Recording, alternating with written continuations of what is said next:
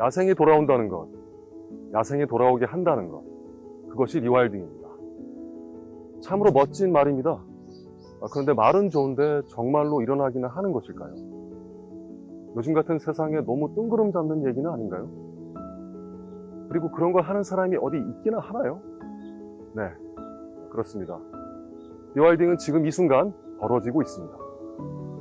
그리고 리와일딩이 벌어지는 곳은 바로 현장입니다.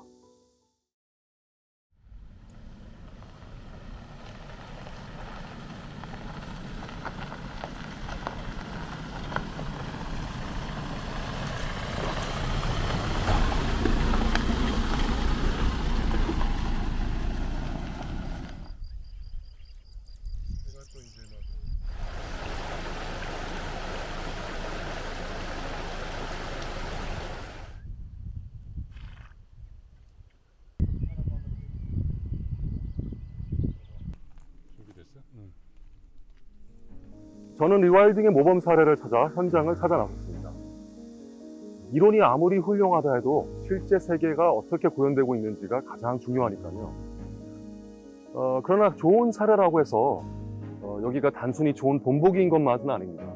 누군가는 리와일딩의 꿈을 정말로 실행에 옮기고 있다는 그 사실, 그 노력으로 실제로 야생이 돌아오고 있다는 사실이 고무적이라고 하겠습니다. 그 현장은 바로 포르투갈의 코아 계곡 리와일딩 프로젝트입니다. 포르투갈 북쪽 구아르다 현의 스페인과 인접한 국경 인근의 지역에서 벌어지고 있는 프로젝트입니다.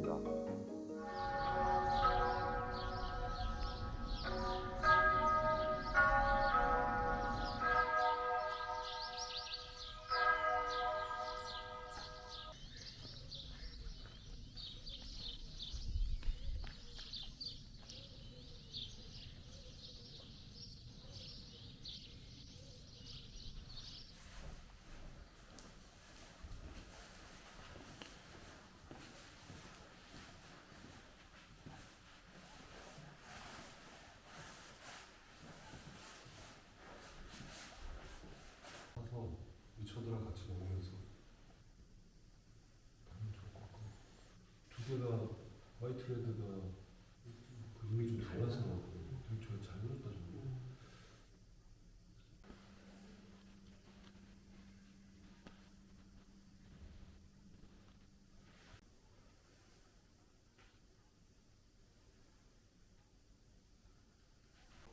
Rewilding Portugal and the Greater Coa Valley, so the landscape we're trying to rewild, or we are rewilding. And Lynx, this is a new arrival, so Lynx is one of the success stories in Iberia. From as low as 90 individuals in 97, 98, we're now over 1,000 individuals in the wild.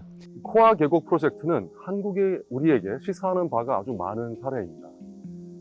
복원하려는 최상위 포식자를 비롯해 사라진 대형 초식 동물의 복원, 그리고 산불의 자연 저항력을 기르는 것조차 처음부터 리와일딩의 한 목표로 포함된 것, 이런 사실들은 향후 우리나라에게도 적용할 만한 어떤 좋은 본보기와 특징이라고 할 수 있기 때문입니다. 코아 계곡 프로젝트의 주요 특징들을 크게 세 가지로 정리해 보았습니다. 첫째는 초식, 즉 herbivory입니다, 영어로. 초식은 풀을 뜯고 식물을 먹는 행위를 말하는데, 초식 동물은 그냥 서식지 내에 속해서 살고 있기만 한 것은 아닙니다. 넓은 지역을 누비면서 뜯어먹고 골라먹고 짓밟고 부러뜨리고 식물사역에 아주 큰 영향을 미칩니다.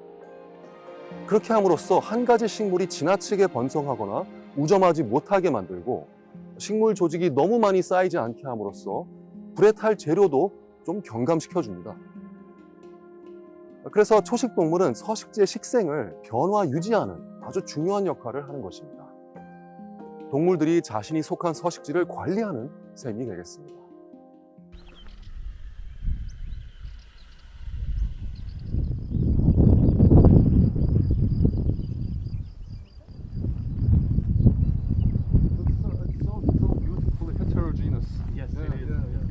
What you want, right? Yeah, we want because there's different species of trees actually coming up. There's a lot of Porto, there's a lot of Olmo, and because it was being overgrown with broom, so lots of encroachment of this broom, which is quite fire prone. Mm-hmm. We're intervening now, so clearing up patches of broom where these areas are more easily accessible Mm-hmm. and where grassland can actually take root. Okay. Before we bring large herbivores to do that job. So Mhm. we clean up the brush now, bring the herbivores, and then the herbivores will maintain that dynamic. So this is the first intervention. So the animals will go into that hill, they will break bush and they will browse on trees, while at the same time they will keep this as an open grassland. And the idea is that this will evolve by itself with the grazers. For the moment, we're doing this first intervention to speed up that process of succession and help the installing and dynamic of the herbivores once they come. So after that, no more interventions. Yeah, after that, usually we don't do any intervention per se. Mm-hmm. Uh, At that scale, at least. at this scale, definitely not. Mm. Most of the interventions are very passive. Okay. So vigilance, prevention of fire, monitoring, and so on, but not really intervening so much. So we'll do this, and hopefully we don't have to intervene as much in the coming future. I see. So after the herbivores are released to that side of the forest, they will continue to that natural process Yes. and trample and browse and graze Yeah. and all that, and take care of some of the broom by themselves, I guess. Yes. So that means that we're always starting from scratch, Yeah? always Always. giving the first chance to the pioneers such as broom, and it's an endless cycle. And we won't break that cycle Yes, to yes. allow for the next level of Yes. succession to happen.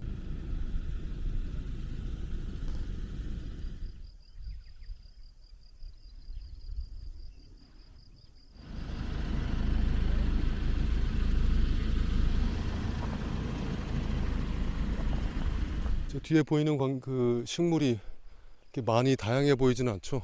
한 가지 식물이 거의 우조많은 게 보이는데 브로움이라고 부르는 식물입니다. 한 15년 정도, 16년 정도 살다가 죽는 사이클을 겪는 식물이라고 하는데 저 식물은 사실은 개척자종이에요. 그래서 개척자종이라 뭐 예를 들어서 산불이 난 바로 직후라든가 모든 것이 이제 파괴됐을 때 제일 먼저 정착해서 사는 종인데 문제는 이제 산불이 너무 잦아져서 보통은 한 10년, 20년 단위로 오던 산불이 이제는 막 3년, 3.2년마다 타고 어떤 곳이든 간에 그러니까 한번 타면 다시금 개척자종이 오고 개척자종에서 다음 단계로 천위가 진행되지가 않고 언제나 또다시 탄 다음에 또 개척자종이 많아지고 그 저 종 자체는 한 종밖에 없으니까 저걸 먹는 동물이 많지도 않고 그 상황에서 계속 그렇게 악순환이 반복이 되는 겁니다. 더 이상 다른 처리 단계로 가야지만 참나무도 생기고 다른 나무도 생기고 과실수도 생기고 그러는 것인데 그래서 이제 이 리와일딩 사업을 통해서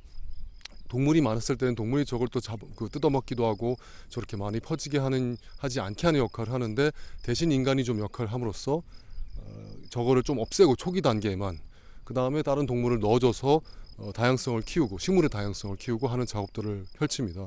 그래서 지금 보이는 저 장면이 아까 우리가 걸었던 그 막 꽃밭들 또 다른 다양한 그 식물이 많이 살고 있었던 그곳으로 변천하게 됩니다. 동물들이 돌아오고 이 식물들이 또 다른 식물들에 의해서 차지되기도 하고 중간중간에 나무가 생기면 그 그늘만 조금 있어도 벌써 잘 살지 못해요, 이런 종이. 그래서 나무가 또 생겨남으로써 또 나무가 가는 생태적 효과도 있지만 저 종이 너무 우점하지 못하게 하는 효과도 있는 것입니다. 그래서 이 광경이 전부가 아니고 이것이 변천하도록 자연적으로 야생적으로 변천하도록 하는 것을 인간이 도울 뿐 그 다음에 물러나고 하는 리와일딩의 사업 현장에 이렇게 나와 있습니다. 하지만 이 일은 언제까지나 사람이 할 수 없고 그렇게 되어서도 안 됩니다. 리와일딩은 인간 활동으로 일어난 생태적 문제를 해결하는 최소한의 조치를 취하고 난 다음에는 인간의 개입을 최소화하고 자연에게 주도권을 넘기는 것이 목표이기 때문입니다. 그런데 과거에 이 땅을 누비던 많은 대형 초식동물들이 여기서 사라진 상태입니다. 가령 유럽 전역을 누비던 오록스라는 아주 큰 소가 1627년에 멸종하였는데 몸무게만 1톤 정도 나가고 뿔 길이만 약 80cm에 달할 정도로 굉장히 큰 대형 초식동물이었습니다. 이 동물이 떼를 지어 다니면서 일으켰을 생태학적 영향은 상상만 해도 어마어마했을 텐데 지금 모두 사라진 상태에서는 그 공백도 대단할 거라는 사실을 짐작할 수가 있습니다. 그래서 리와일딩 포르투갈은 대안을 모색했습니다. So maybe we'll pass So cute.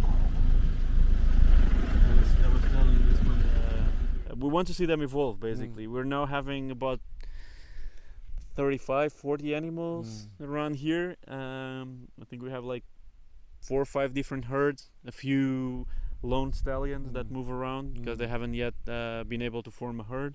But that's all the natural behavior that we see in other large grazer mammals Yes, around the of course. different habitats of the world, and that's what we're putting back in this landscape. So beautiful to see them in this in their original state like Yeah. this. And they do look very magnificent. I mean, Yeah. I can see why people want them as a statue. Yeah, animal. completely. 저 뒤에 보이는 동물은 바로 소라리아 호스라고 하는 여기에 전통 말인데요. 여기서 현재 있는 이유는 이 공간에서 사실은 대형 초식 동물이 있으면 엄청난 생태적인 작용을 하는데 그 전까지는 키우던 다른 소나 뭐 양이나 염소나 이런 동물들이 그 역할을 하다가 여기서 농업이 이제 쇠퇴하면서 사람들이 여기 땅을 떠나면서 이 지형 자체가 바뀌게 됐습니다. 그러면서 더 산불도 많아지고 각종 문제가 생겼는데 리와일딩 포르투갈에서는 이곳을 다시금 생태적 작용들이 활발하게 일어나는 곳으로 복원하기 위해서 노력하고 있고 그 중에 그 노력의 일환으로 이 말을 다시 들여놓게 됐습니다. 이 말이 바로 여기서 보이는 이 경관에서 여러 식물을 뜯어먹고 또 가장 그 산불에 취약한 종, 사실은 산불을 더 많이 일으키는데 기여하는 종을 또 조절하고 이런 역할들을 하고 있어요. 동시에 여기 있는 생물의 종 다양성을 또 증가하는 역할까지 하고 있고 이 말 외에도 타우루스 소도 여기를 풀어놓고 있는데 오늘은 이 말을 만나게 되었습니다. 이 동물들이 자기의 이 자연적인 경관에서 그동안에는 다른 어떤 뭐 승마용으로도 쓰이고 각종 놀이용으로 또는 과시용으로 쓰이던 이 말이 여기서는 정말 자기의 자연적 모습으로 돌아가서 이 자연이 정말 더 야생이 되고 더 생태적으로 풍부하고 건강하게 되는데 일원이 되는 그 작용에 일조하는 그 모습을 보니까 정말 너무나 아름답고 자기의 위치를 찾았다라는 생각이 듭니다.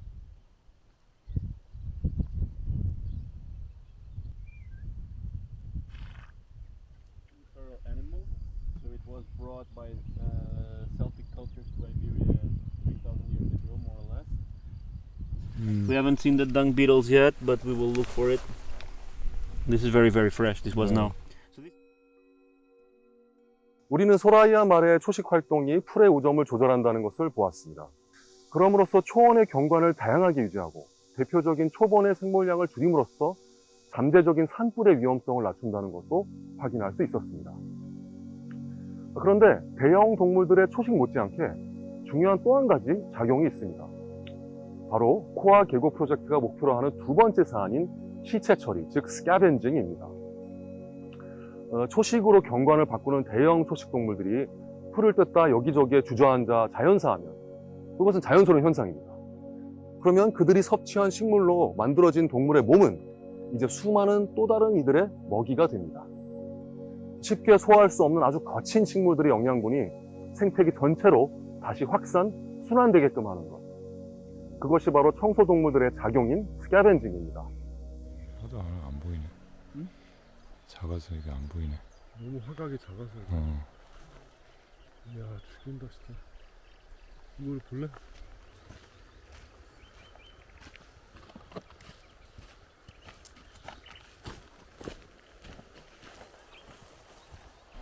This is a picture. So you have one and a second, and there's a chick there. 아, So take a look. If you need to oh yes, move the that's very clear. Wow.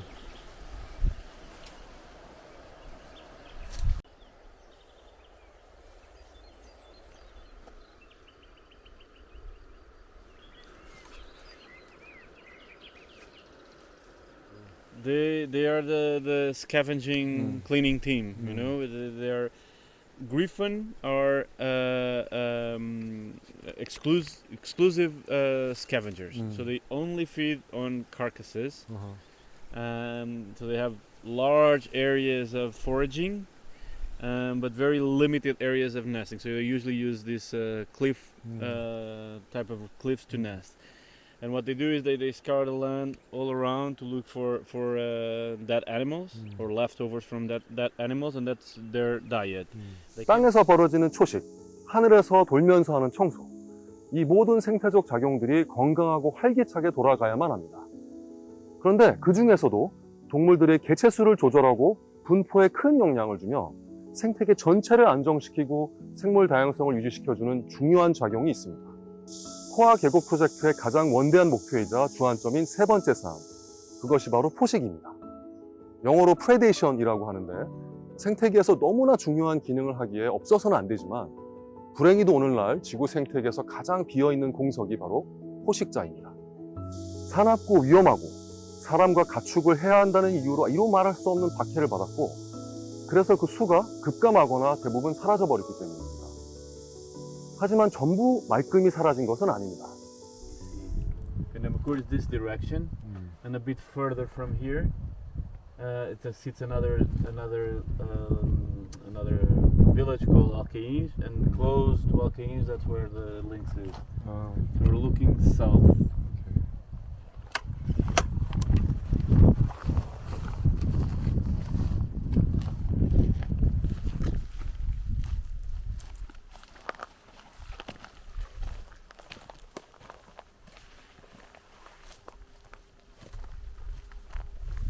우리는 여기 말카타 자연보전 지역에 들어와 있습니다. 하지만 말이 자연보전 지역이지 여기 원래 있던 식생을 없애고 저기에 줄지어서 심어진 것 같이 상업적 목적을 위한 목재를 얻는 그런 조림지대를 만들어 놨어요. 그것은 그냥 만든 게 아니라 여기 있는 모든 자연 식생, 특히 스라소니와 스라소니 주요 먹이인 토끼가 먹는 그 식물들, 그리고 그들이 가장 좋아하는 관목지대들을 전부 다 없애고 만든 것입니다. 그래서 여기에 이제 곧 우리가 들어가서 보게 될 텐데 넓은 지역을 전부 다 황폐한 한 종으로만 심어진 나무들로 이루어져 있어요. 하지만 리와일딩 포르투갈이라는 단체가 바로 여기에 벌써 땅을 일부를 구매했고, 그것은 이제 더 이상 그런 조림지대가 아니라 자연 식생이 복원되도록 하는 야생 리와일딩 사업을 시작했습니다. 그럼 이제 앞으로 그런 땅이 점점 늘어나면 스라소니가 돌아오고 토끼도 돌아오고 그리고 다른 동물들이 돌아와서 원래 땅의 그 생태계 모습을 되찾을 것으로 기대하고 있습니다. 지금 여기엔 잘 보이지 않고 이렇게 일렬로 늘어서 있는 상업적 그 나무들 목적인 그런 조림만 잘 보이지만, 우리가 지금 탐험할 곳은 곳곳에 있는 자연이 그대로 옛날 자연이 지중해성 그 생태가 남아있는 곳으로 찾아가서 그곳이 어떻게 퍼질지에 대한 전망을 좀 해보려고 합니다.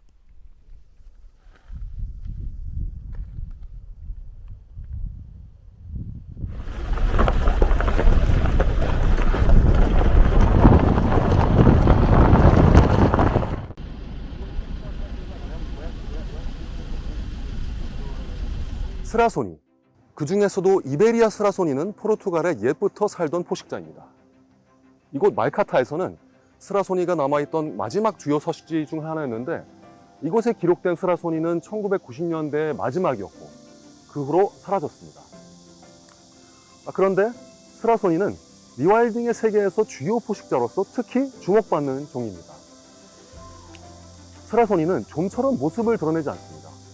매우 조심스러운 성격을 가지고 있어서 있는지 없는지 그 존재감을 느끼는 것도 매우 어려운 그런 동물입니다. 그런데 동시에 아주 강력한 사냥꾼이죠. 노루라든가 사슴, 멧돼지 다 잡아먹는 능력을 가진 제대로 된 최상위 포식자입니다. 사람에게 거의 아무런 해가 없어서 도입하기에 무리가 없는 동물로 손꼽혀서 세계 각지에서 현대적 상황에 도입하기에 딱 맞는 포식자로서 고려되고 있죠. 스라소니는 남한에서는 공식 기록이 없지만 북한에서는 분명히 서식했던 동물입니다. 남한에는 공식적인 기록이 없는 이유는 아마도 역사적으로 보면 표범과 범이, 호랑이가 워낙 광범위하게 분포하고 있었기 때문에 아마 없었을 가능성이 있습니다. 그러나 보다 위험 요인이 많은 표범과 범을 보관하기 어렵다면 스라소니가 가장 적합한 후보자임에 틀림없습니다. By rewilding Portugal. Just to piece up.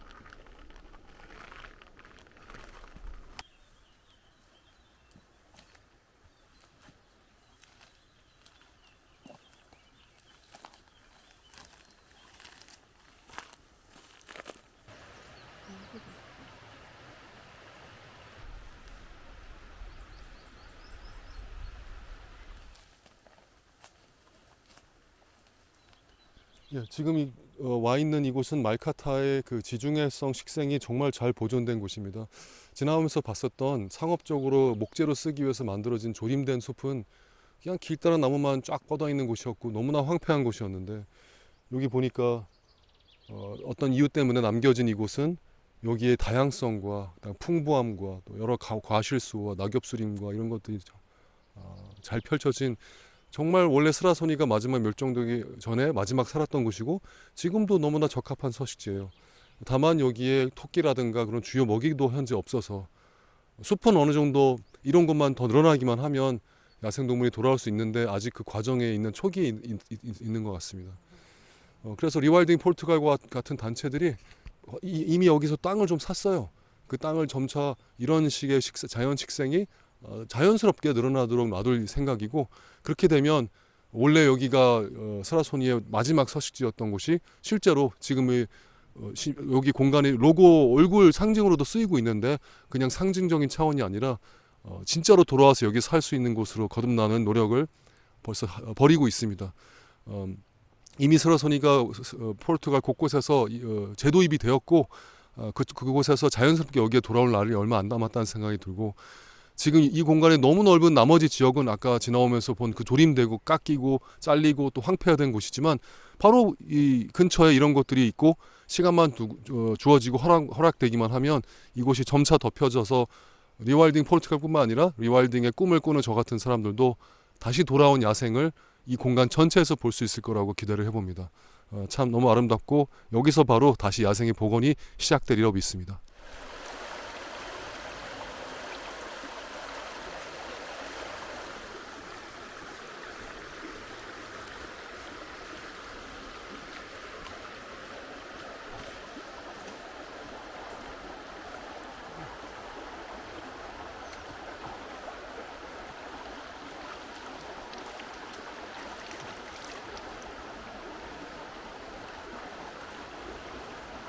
개울가에 와가지고 너무나 고요하게 물소리 들으면서 햇볕 비치고 얼굴에 물 묻히니까 정말 너무 좋다.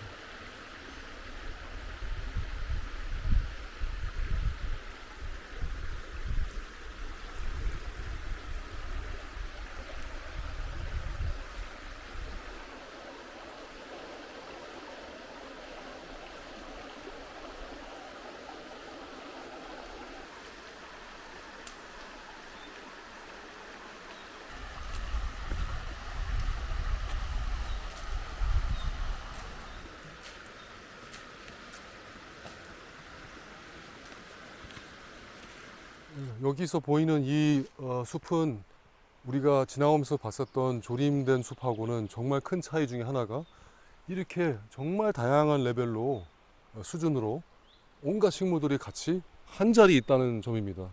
가령 여기 완전 바닥에서부터 시작해서 여기에 이제 조그만 꽃이 나오는 이런 식물과 또 양치식물 이런 것들부터 시작해가지고 지형 자체도 납작하게 그냥 평평화시키지 않고 있는 울퉁불퉁함이 그대로 남아있고 그다음에 여기 덤불류 같은 것들이 한마디로 하층 식생을 되게 풍부하게 형성하고 있고 그 다음에 그 위에 뻗은 저 나무들 그 나무들이 나무들조차도 처음에 이제 뻗은 이 나무들이 있고 그 다음에 저 위에 아예 또 솟아난 나무들도 있고 전부 종류가 달라요. 지금 이게 보이는 이런 식의 층층이의 모습이 사실 자연적인 숲이 원래 갖고 있어야 될 모습이고 이렇게 말로 그냥 설명하기도 어려운 복잡한 숲 이게 바로 자연적인 숲이고 이게 더 늘어나야 할 바로 야생의 숲입니다.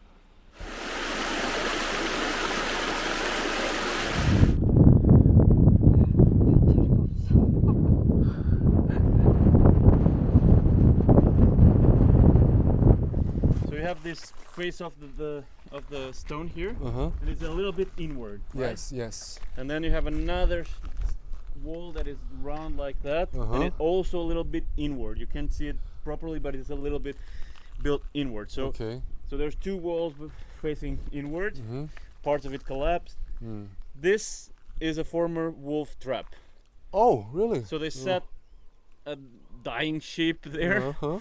calling for help, attracting the wolves, the wolves will jump in but couldn't jump out, and then we will kill inside. Oh, because it's like this, like concave, you mean? Yeah. Ah, High and concave, so they can't Okay. jump out. okay. And of course, when they see an opportunity, they can They- resist. they would think they would be able to go out. Yeah. yeah. 스라소니 외에도 이곳에 원래 살던 포식자는 또 있습니다. 바로 늑대입니다. 늑대는 코아 계곡 북부에 여전히 남아있는데 현재는 작지만 그 개체군이 더 커져서 언젠가는 이곳까지 확산될 수 있도록 하는 복원 계획이 이미 실행 중에 있습니다. 그리고 그것은 원래 이곳에 살던 동물이 다시 제 집으로 돌아오는 것뿐입니다. 보셨다시피 원래 이곳에도 잘 살고 있었다는 움직일 수 없는 증거가 이렇게 남아 있습니다. 늑대 역시 한국 리와일딩에 있어서 최상위 포식자 후보 동물로 여길 만한 그런 동물입니다. 늑대는 일제시대에 급감했지만 원래 한반도 전역에 분포하던 동물입니다. 늑대 또한 스라소니처럼 리와일딩에서 중요한 동물로 급부상한 동물인데 유럽 전역에서는 사람의 개입이나 노력 없이 자연스럽게 확산되고 있습니다. 물론 그래서 문제도 발생했습니다. 미국과 유럽에선 방목 가축을 잡아먹어서 농민들과 갈등을 빚는 것이 가장 큰 문제입니다. 그러나 늑대와 가축 간의 공존은 그 역사가 깊고 길며 이조차 더 나은 공존을 위한 다양한 시도가 이루어지고 있습니다. 방목해서 키우는 가축이 거의 없는 한국은 이런 문제에 대한 해당 사항이 없기에 늑대는 리와일딩의 매우 중요한 대상으로 기대해 볼 수 있습니다. I have a friend who used to say, "Yeah, you buy land to see the bush grow." Yeah, that's right. That's right. Most of my lifetime, that's what I'm gonna see. The bush is growing. Yeah. What would you like to see in your lifetime, actually? Here, Yeah. big grazers moving back and forth, migrating through the corridor. For example? For example, the ibex Mm. living in these rocks and being the prey for wolf, and for golden eagles. Golden eagles snap little baby goats out of the rocks. You know, so having that reality present back again would be amazing.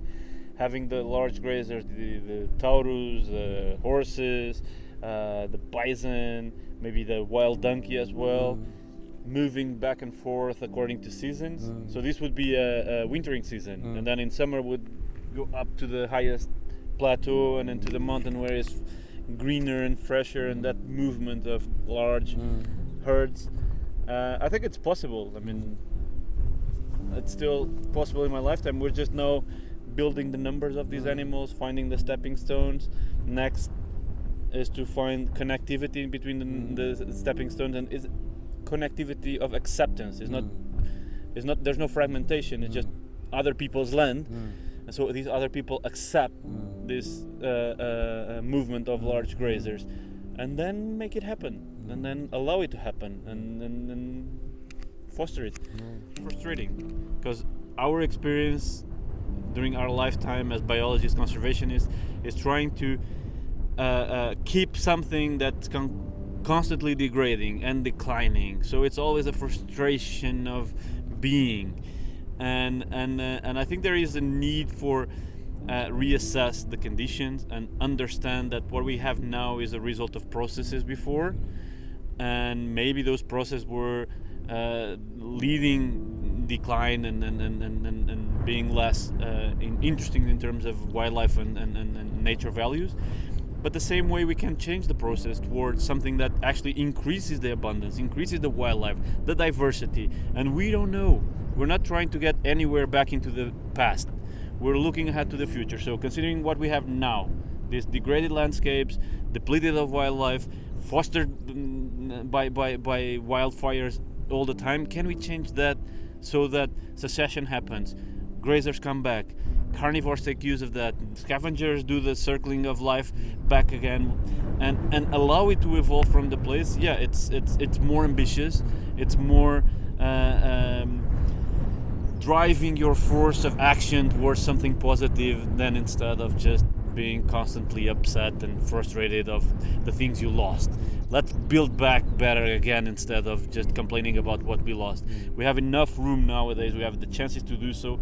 So it's important that we take action and be responsible, because whatever we leave behind is for the next generations. And I want to leave something better than what I found. I got the chance to to be working and such, and I'm happy to do it. I love my job, and I want to live this practice for the next generation to build on it. I'm not gonna end up this process myself or my team or the people who I work with. It's for the next generations to build on, and this is a generational commitment. So we're building now for the next to build on, so the next will build on again, and we don't know in 7 generations time who that will be, but we want to make sure that is as exciting as we are living it right now. That's a beautiful vision. And I think what you said is really the framework of rewilding is sort of breathing the spirit of moving back into the conservation movement. I think Yeah. 'cause it was so stagnant and still, It's still and then now you want to make it move and breathe and do whatever it wants. and Yeah. try. Yeah. We will fail so many times. yeah. Let's try more so we can make some things good. Yeah, in the process. Yeah. So true. 리와일딩은 많은 사람들의 꿈입니다. 제 꿈이기도 하면서 한국 자연의 꿈이기도 합니다. 사라졌던 야생동물들을 다시 데려오는 것이라 한다면 어쩌면 누군가는 리와일딩이 원점으로 회귀하는 거 아니냐고 할지 모르겠습니다. 그런데 단순 회귀라는 것도 정말 실행하려고 하면 실은 매우 어려운 일입니다. 가령 잃어버린 유년 시절로 되돌아갈 수만 있다면 그때의 순진함, 순수함, 호기심을 되찾을 수 있다면 얼마나 좋겠습니까? 하지만 그게 얼마나 어려운지는 여러분도 다 잘 아실 겁니다. 하지만 리와일딩은 단순히 어떤 과거로 회귀하고 끝나는 것이 아닙니다. 리와일딩으로 돌아오게끔 하려는 자연은 단 몇 종의 귀환만을 모표로 하는 것이 아니라 원래 자연의 풍부함, 화려함, 건강함을 제대로 되찾게끔 하려는 것입니다. 그리고 무엇보다 그 모든 구성원들이 돌아온 다음에는 이제 그들 스스로의 자유와 의지로 생태적 새 출발을 할 수 있게 해주는 것입니다. 자연이 자연답게, 야생이 야생답게, 그러면 비로소 인간이 인간답게 되는 것, 그것이 리와일딩입니다.